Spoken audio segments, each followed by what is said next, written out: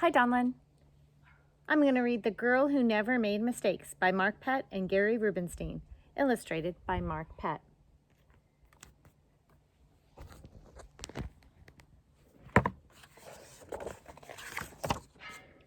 For Beatrice Bottomwell, Friday began like any other day. She matched her socks, and of course, she put her shoes on the proper feet. She remembered to feed her hamster, Humbert, his favorite food, broccoli. And when she made a sandwich for her brother Carl's lunch, she used exactly the same amount of peanut butter as jelly. When she steps outside to greet her fans, she didn't forget to say good morning and thank you. They asked if she made her bed. She had. They asked if she forgot to do her math homework. Nope. What about tonight's talent show, they asked. I'm ready, said Beatrice with a smile. After all, her juggling act had won 3 years in a row. Most people in town didn't even know Beatrice's name. They just called her the girl who never makes mistakes. Because for as long as anyone could remember, she never did. Unlike Beatrice, Carl made lots of mistakes. He ate his crowns and drew with his green beans. He danced with his hands and played the piano with his feet. Carl loved to make mistakes. At school, Beatrice was on a cooking team with her 2 best friends, Millie and Sarah. To make their giant rhubarb muffins, they needed 4 eggs. Beatrice went to the refrigerator and carefully chose the biggest, eggiest eggs she could. But on the way back, her legs slipped out from under her. The eggs went flying. But she didn't. That was close, thought Beatrice. Sorry, Beatrice, I dropped a piece of rhubarb.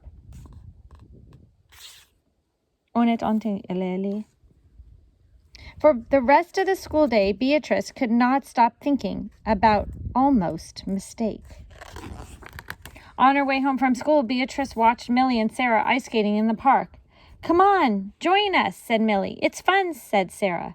Beatrice watched them slip and slide on the frozen pond. Millie and Sarah laughed as they wobbled on the ice. No, thanks, said Beatrice. At supper, Beatrice barely touched her food. Is everything all right, kiddo? Her father asked. I'm worried I'll mess up tonight, said Beatrice, and everyone will be watching. Worry? You make a mistake? You don't make mistakes, he said with a smile. Beatrice tried to smile too. After supper, Beatrice got ready for the talent show. First, she woke up Humbert from his nap. Next, she got the salt shaker from the kitchen table. Finally, she filled up the balloon with water. The school auditorium was packed. Beatrice felt her stomach jumping around inside of her. Beatrice waited for her juggling music to begin. That's her. That's the girl who never makes mistakes, said a woman. Oh, we know she'll be perfect, said a man. When the music started, she tossed Humbert into the air. Next, she added the salt shaker, and finally, the water balloon.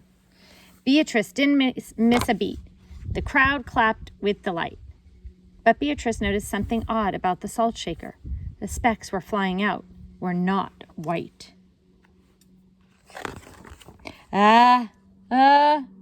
Choo!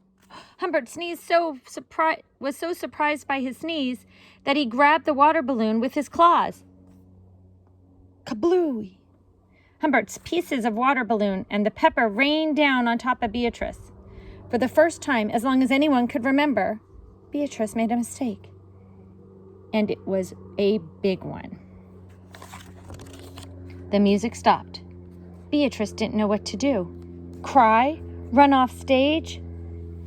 The crowd was stunned. They couldn't believe that the girl that never makes mistakes made a mistake. Beatrice looked up at Humbert. She looked back at her. His hamster fur was soaked and speckled with bits of balloon.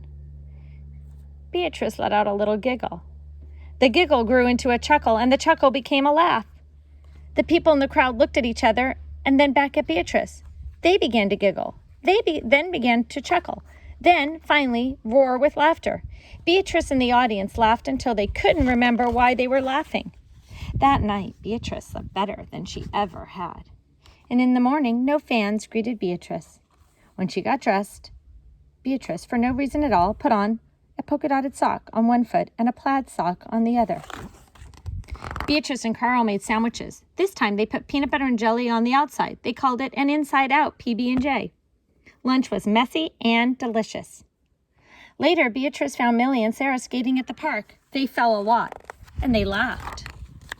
Now people no longer call her the girl who never makes mistakes.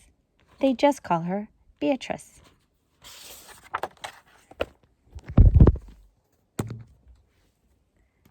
I hope you like this story.